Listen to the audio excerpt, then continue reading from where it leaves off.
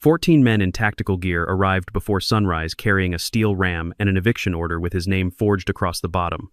Behind them stood the HOA president smiling as if the house already belonged to her. She ordered them to break down the door, drag him outside, and seize everything inside. What she did not know was that the man behind that door had spent 12 years as a Force Recon Marine surviving missions far more dangerous than her hired thugs could imagine. By the time the door shattered, every camera was recording, and every man who stepped inside had walked into the worst mistake of his life. Stay until the end, to see how one forged order destroyed her empire and turned her own hired army against her. Before any of it began, before the trucks and the battering ram, and the woman in the white coat screaming orders across his own front yard, there was only a quiet man and a quiet house, and almost no one in Stonehaven Ridge understood what kind of quiet that truly was. Grant Mercer lived alone in a timber-framed house set on 18 acres at the edge of a neighborhood called Stonehaven Ridge in the rolling hills of Virginia. The land had belonged to his uncle long before any developer ever drew a line on a map, and the house itself had stood there for decades, weathered but solid, long before Stonehaven Ridge existed as anything more than empty pasture land. When a luxury housing development finally rose around it, the newly formed Homeowners Association began sending Grant letters, first polite, then increasingly demanding, insisting that he repaint his house to match their approved palette, remove the flagpole that honored his years of service, relocate his tool shed, and pay a mandatory joining fee of $17,600, even though his property had never been part of their community, and never would be. Grant answered every letter the same way, calmly, and without emotion, attaching copies of his deed, and the county plat map that proved his land had existed independently, since long before the association was chartered. Still, the woman who ran that association, a sharp-featured, immaculately dressed 51-year-old named Marla Voss, kept showing up at his gate with 2 board members trailing behind her, insisting that because Stonehaven Ridge now surrounded his property on 3 sides,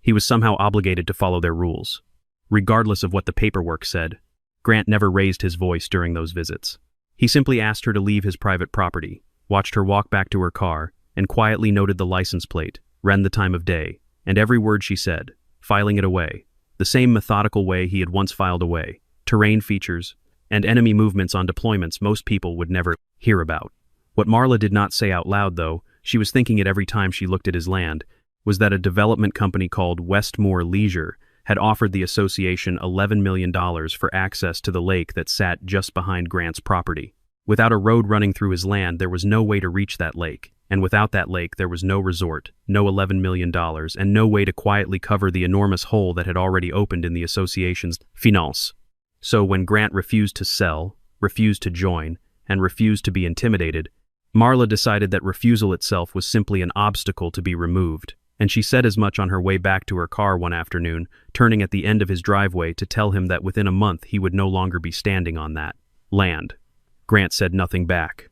He only watched her leave, and a few days later, an envelope arrived at his mailbox marked as a final eviction and property surrender order, warning that if he did not vacate within 72 hours, the association had the authority to use, in its own words, an authorized enforcement team to remove him. Grant read the forged signature at the bottom, a name belonging to a judge who, as far as he already suspected, had never seen this document in his life, and he understood immediately that Marla Voss had just crossed a line that had nothing left to do with homeowner regulations. Grant photographed the letter and sent copies to his attorney, a meticulous 39-year-old property fraud specialist named Tessa Whitlock, who had warned him months earlier that the association's paperwork looked suspiciously inconsistent. Within a few phone calls, Tessa confirmed what Grant already suspected: there was no lawsuit filed against him anywhere in the county system, no judge had ever signed an eviction order bearing his name, and the case number printed on the document actually belonged to an unrelated bankruptcy filing that had closed 4 years earlier. The court seal had clearly been copied from a public record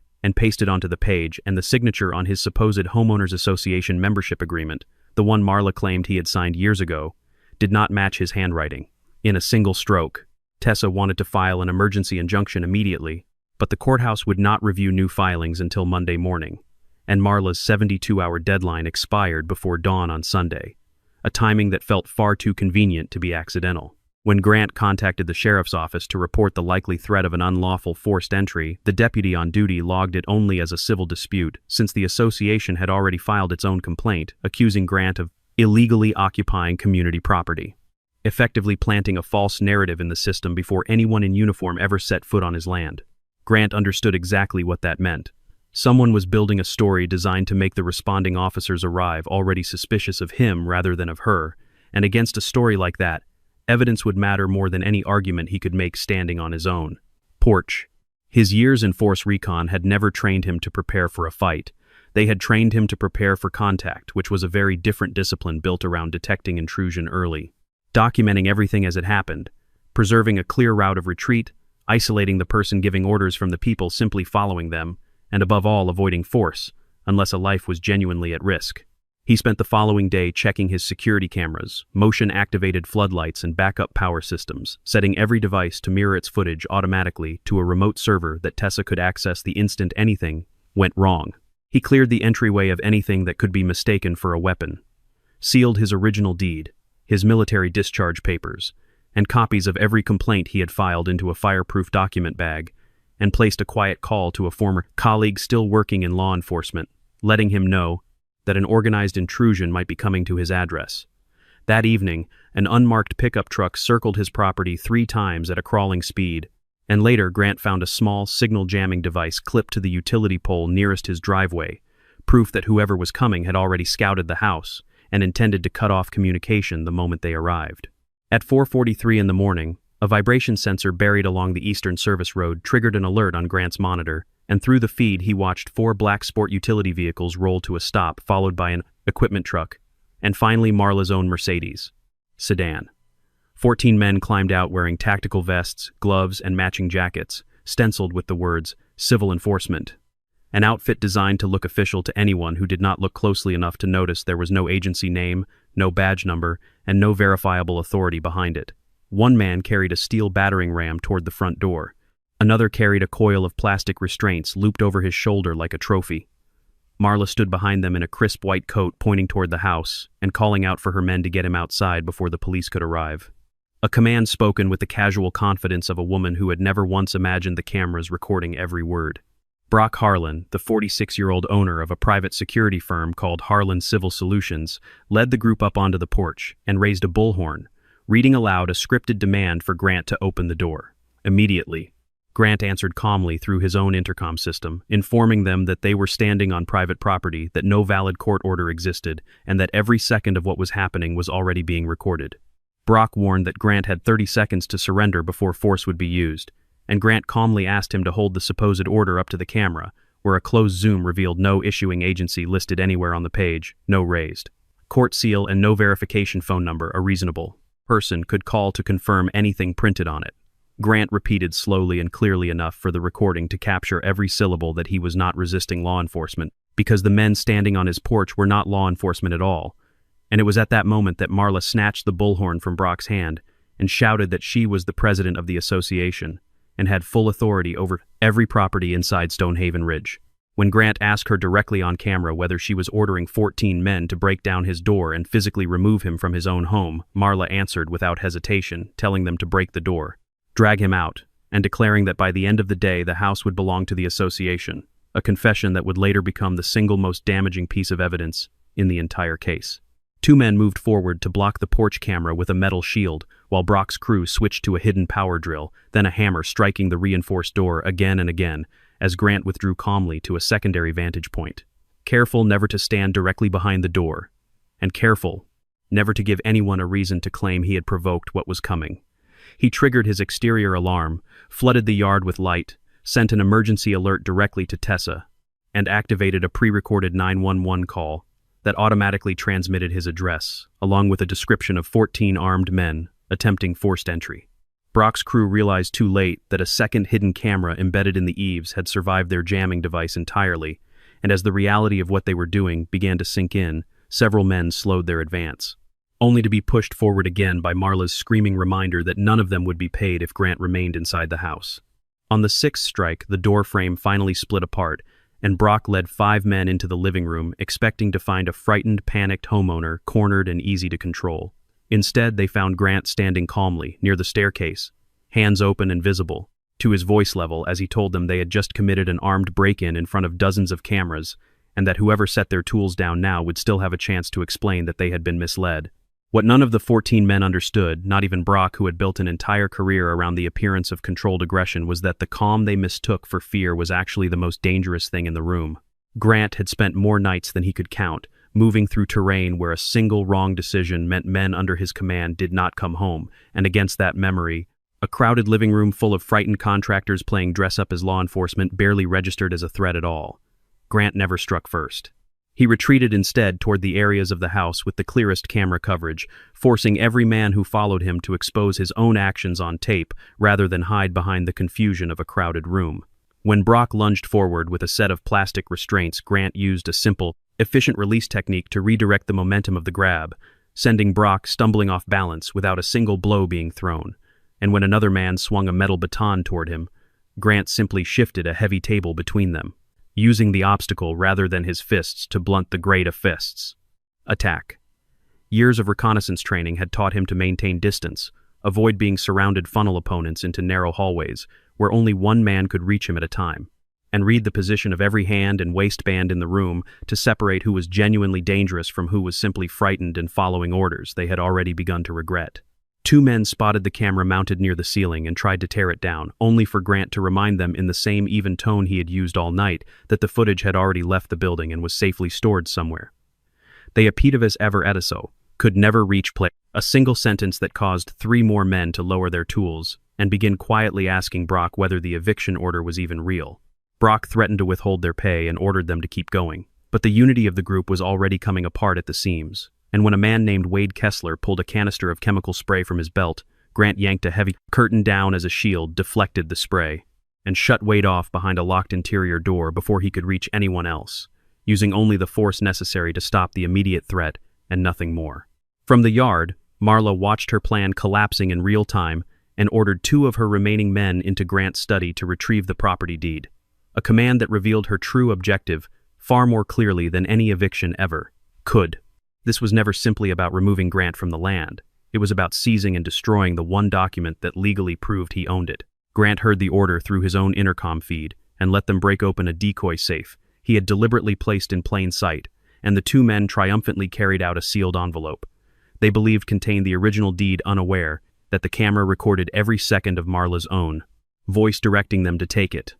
Grant then called out to Brock directly, reminding him that Marla was standing safely outside while 14 other men absorbed all of the criminal exposure inside the house. And as Brock glanced through the shattered doorway to see Marla already backing toward her car, Grant told to him plainly that she would call this an operation that had gone rogue the moment police arrived, insisting she had never authorized anyone to break down a single door. Whatever loyalty had held the group together evaporated in that instant, and when sirens finally echoed down the access road, Marla spun on her heel, ran toward the arriving patrol car in tears, and screamed that Grant had attacked her enforcement team and was a dangerous armed former soldier who needed to be subdued immediately. Sheriff Nolan Price, a cautious 55-year-old who valued evidence over assumptions, arrived with 6 deputies to find a shattered front door, more than a dozen men in matching tactical gear, and Grant standing alone in plain civilian clothes, as Marla insisted he had violently resisted a lawful eviction while Brock offered a vaguer claim that his team had simply been assisting in an asset recovery. Nolan ordered Grant out of the house with his hands raised, and Grant complied instantly, without argument and without invoking his military background to demand special treatment, even as Marla shouted for deputies to handcuff him on the spot. Grant simply asked them to examine the seal on the document Marla was holding and to review the security footage beginning at 4:43 that morning, and when Nolan checked the case number printed on her supposed order, he found it belonged to no active filing in the county system, and the retired judge whose name appeared on the signature line had left the bench years earlier. Tessa called at that exact moment, confirming she already held a certified copy of Grant's original deed and had warned the sheriff's office days earlier about the very real possibility of an unlawful forced entry at this address. When Grant handed over access to the stored footage, Nolan and his deputies watched the entire sequence unfold in order, Marla ordering the door broken down, Grant repeatedly warning them they were trespassing Brock's crew, hammering through the frame, Marla directing her men toward the study to seize the deed. Grant standing unarmed throughout the restraints and chemical spray carried by Brock's team, a camera being deliberately blocked. And finally Marla attempting to retreat to her car the moment sirens appeared. Nolan ordered his deputies to separate all 14 men for individual statements, and Brock beginning to grasp that Marla had handed him a completely fabricated legal order. admitted that the entire contract for his services had come directly from the association's office and had been signed personally by Marla, a claim she immediately tried to deny by insisting her own signature had been forged as well. But Brock produced a recorded voicemail in which Marla promised an additional $10,000 if his team finished the job before the courthouse reopened, and when one of the younger deputies noticed a framed force reconnaissance insignia inside the wreckage of Grant's study and asked whether he had served in that unit. Grant answered simply that he had spent 12 years there, a short reply that visibly unsettled Brock, who suddenly understood how much restraint Grant had shown when he could easily have caused far greater harm. Nolan placed Brock in handcuffs for organized breaking and entering and destruction of property, then turned toward Marla, who smiled with the easy confidence of a woman, certain her social standing would protect her, only to be told she was not permitted to leave the county, because a state investigator was already on her way. That investigator, a 44-year-old financial fraud specialist named Audrey Sloan, arrived, minutes later carrying a thick case file and telling Marla plainly that the authorities were not there, only because of a broken door. Audrey explained that her division had been quietly investigating Stonehaven Ridge's homeowners association for 6 months after an audit revealed the community's reserve fund, which should have held more than $4,100,000, was now missing roughly $2,800,000, drained through phantom consulting fees, maintenance contracts with companies that did not exist, emergency security charges, payments to vendors, sharing addresses with Marla's own properties, and a secret deposit tied to the Westmore resort deal. Marla needed the lake access secured quickly to plug that enormous financial hole before the annual audit exposed her. But the only route to the construction site ran directly across Grant's land, and when he refused to sell, she and a corrupted attorney had fabricated documents, claiming his late uncle had once agreed to fold the property into the association, followed by a cascade of false fines, a fraudulent 2008 seizure order, forged meeting minutes, the counterfeit eviction notice, and finally the contract hiring Brock's team, all built on the same forged judicial signature. Audrey explained further that the scheme had not happened overnight. It had been built patiently over nearly 2 years, one falsified invoice at a time, one quiet transfer at a time, until the gap between what the reserve fund should have held and what it actually held became too large to hide behind ordinary bookkeeping errors. Vendors that existed only on paper had billed the association for landscaping work, never performed, and security patrols that never once drove past a single house. And the addresses tied to those vendors led investigators straight back to properties owned directly or through relatives by Marla herself. When auditors finally cross-referenced the timeline, they found that every acceleration in Marla's spending correlated almost exactly with milestones in her secret negotiations with Westmore, as though each payment toward silence or cooperation had been drawn from the very community she claimed to be protecting. The decoy envelope her men had stolen from Grant's study contained a tiny tracking device he had planted inside it, and that device was later found sitting in the trunk of Marla's own Mercedes footage, clearly showing one of her men handing it to her directly, which Tessa argued proved far more than a simple misunderstanding over property lines. It proved unmistakable intent to seize the deed and permanently erase Grant's legal claim to his own land. Hoping to reduce his own exposure, Brock handed investigators the signed contract bearing Marla's name, text messages, instructing his crew to bring restraints, a hand-drawn map of the interior of Grant's house, photographs of the windows and cameras, and an order requiring Grant to be taken to a storage warehouse and held there for 6 hours, while his phone and computer were confiscated, along with proof that $30,000 had already been paid from the association's account before the operation even began. That detail about the warehouse changed the entire complexion of the case, because it meant Marla had never simply wanted Grant removed from the property. She had wanted him detained illegally long enough for a demolition crew to level the house and create a situation no court could undo, believing that once the building was gone, Grant would have no choice but to accept a token settlement, rather than fight to reclaim empty land. Audrey ordered a search of the association's offices, and when investigators arrived, they found smoke rising from the rear of the building, where someone was burning boxes of financial records in a metal drum, and the person standing beside that fire, watching years of evidence turn to ash, was the association's own vice president. Deputies extinguished the fire before most of the documents were destroyed, and because Grant's own backup systems had already mirrored the association's compromised financial software months earlier through a separate audit trail, Tessa had quietly arranged investigators recovered nearly everything anyway.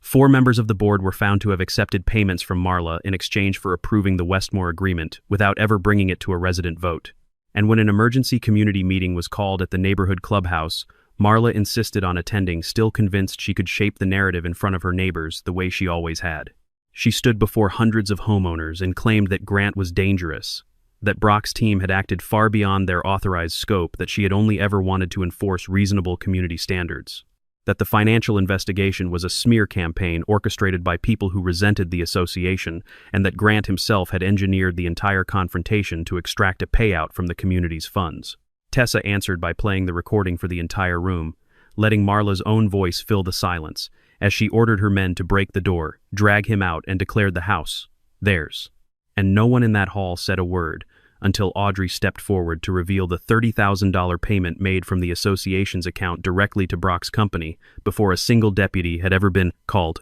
Residents who had trusted Marla for years began asking why their dues had climbed by 38% over 18 months, why the road repair fund had quietly disappeared, why an $11 million agreement with a private developer had never once come up for a community vote, and why association money had apparently been used to fund an armed assault on a man who was not even a member of their organization. When Grant finally rose to speak, he made no mention of medals or deployments and asked for no sympathy. He told the room plainly that the real failure here was not that Marla had happened to choose a former force reconnaissance Marine as her target. The failure was that she believed she had the right to do this to anyone at all, and he added that she should not have failed only because he knew how to defend himself, but because no resident anywhere should ever need combat experience simply to feel safe inside the walls of their own home. That statement shifted the room decisively in his favor, and by the end of the meeting, residents voted to suspend the entire board, replacing it with a temporary committee tasked with cooperating fully with state investigators, while Westmore Leisure publicly withdrew from the resort deal and claimed it had been misled. A claim that fell apart when Audrey later uncovered an internal email in which a Westmore project director had explicitly instructed Marla to, in his own words, resolve the landowner before construction began. Marla was arrested that same evening on charges of organized unlawful entry forgery of official documents, unlawful detention, conspiracy, misappropriation of association funds, obstruction of an ongoing investigation, and inciting the forger, destruction of evidence. And as deputies led her out of the clubhouse, she turned back to Grant and told him he thought he had won warning that the bank would seize his house before any lawsuit ever reached its conclusion. Grant had no idea what she meant until the following morning,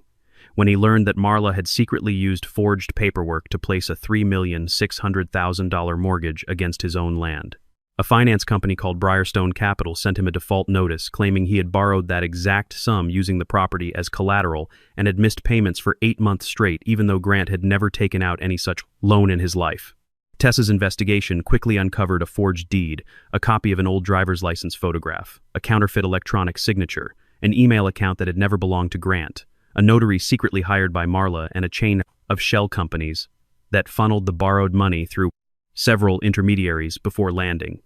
partly in the Westmore project and partly in Marla's own personal accounts.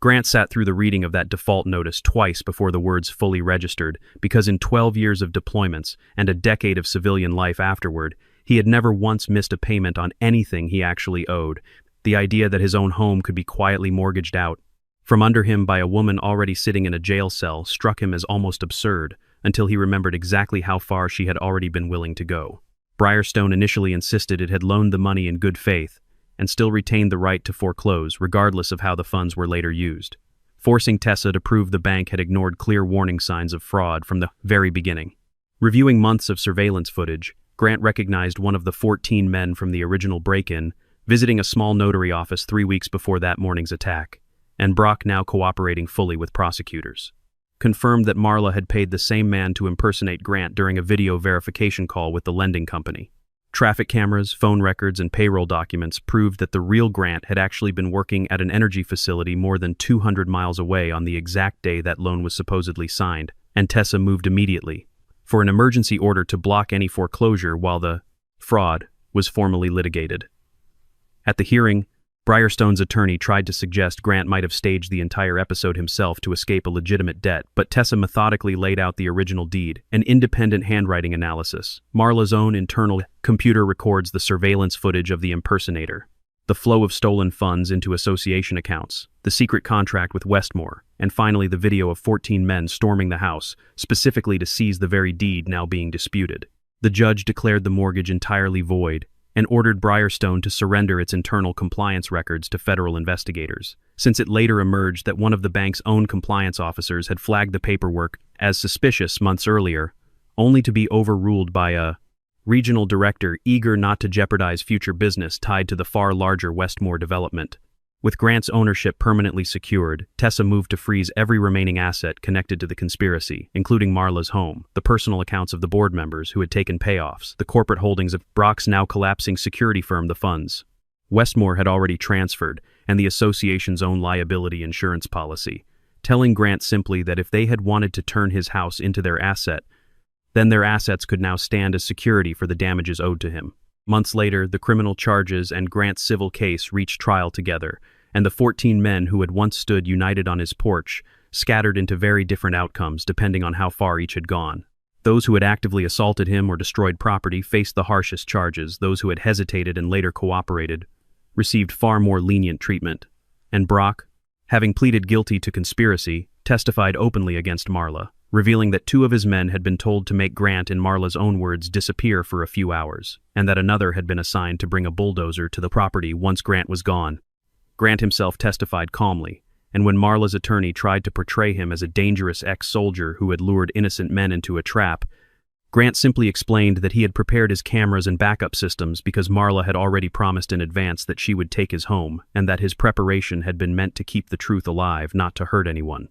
When Marla took the stand herself, confident she could still win over the jury, she claimed Grant threatened the community and insisted the resort project would have brought economic benefit to everyone, only for Tessa to ask whether that benefit was meant for the community or for the $2,800,000 Marla had already stolen from it, a question that finally broke her composure, as she blurted out that she deserved that money for turning Stonehaven Ridge into a place worth living. Tessa continued methodically asking Marla under oath whether she had ordered the door broken, whether she had instructed her men to seize the deed, whether she had hired someone to impersonate Grant for the fraudulent loan, whether she intended to demolish his house before the courts could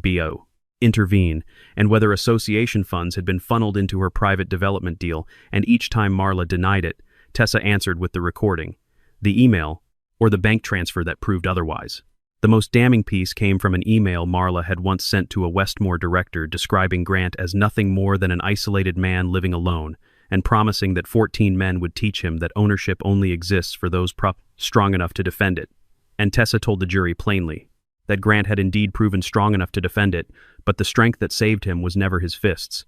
It was evidence restraint and the law itself. The deliberation lasted less than a day, a fact that surprised almost no one who had sat through the trial and watched Marla's own words undo every excuse her attorneys tried to build around her. Jurors later said the recording of her standing on Grant's porch, ordering 14 men to break his door and drag him out, had been the single hardest piece of evidence to explain away, since no amount of legal argument could soften a sentence spoken in her own voice, in her own certainty, believing at the time that no one capable of stopping her was listening. The jury found Marla, the compromised board members, Harlan Civil Solutions and Westmore, jointly liable, awarding Grant $12,400,000 to cover the destruction of his home, lost income, security expenses, legal costs, the violation of his property rights, emotional harm, and punitive damages for the deliberate fraud and unlawful detention conspiracy behind it all, with the association's insurance covering only a fraction since Marla's actions were ruled intentional rather than accidental, leaving the rest secured by the very assets Tessa had frozen months earlier. In the criminal proceeding that followed, the judge sentenced Marla to a lengthy prison term as the architect of the entire scheme, and as she was led away in handcuffs, she looked back at Grant one final time and told him he had taken everything from her, to which Grant simply replied that she was the one who had carried everything to his front door herself. In the months that followed, Marla's remaining property was liquidated under court order to satisfy the judgment, along with the assets of the board members who had taken her money, though Grant never sought to seize their homes out of personal vengeance. He insisted instead that the settlement be handled transparently and that residents with no part in the fraud remain untouched. Part of the award went toward repairing his own home, restoring a section of woodland that Westmore had illegally surveyed without permission, establishing a legal defense fund for homeowners facing similar abuse from overreaching associations, funding an independent auditing system for Stonehaven Ridge itself, and supporting veterans transitioning into civilian security work the right way, with accountability and oversight built in from the start. Harlan Civil Solutions was permanently dissolved, and Brock, After serving his sentence and cooperating fully throughout the investigation, eventually wrote Grant a letter of apology, admitting that he had once believed a uniform and a large enough group of men could turn wrongdoing into something